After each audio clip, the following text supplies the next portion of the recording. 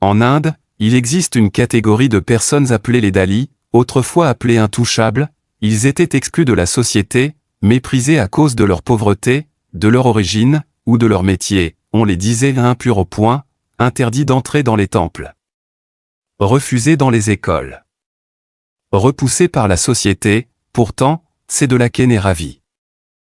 Ravi était un enfant Dalit, il vivait dans une cabane, au bord des rails, avec sa mère qui nettoyait les rues à l'aube, et son père, silencieux, brisé par le mépris du monde. À l'école, personne ne s'asseyait à côté de lui, les enfants se moquaient de ses habits déchirés, les professeurs l'ignoraient, comme s'il était invisible, mais Ravi avait une chose que personne ne pouvait lui enlever, la rage de prouver qu'il valait autant que les autres.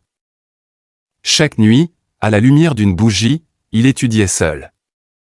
Il lisait les vieux livres qu'il ramassait dans les poubelles, il rêvait.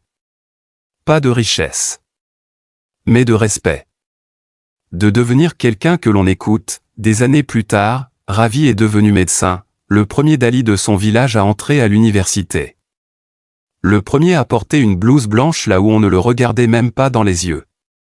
Il a ouvert un dispensaire gratuit, là où les gens l'avaient rejeté.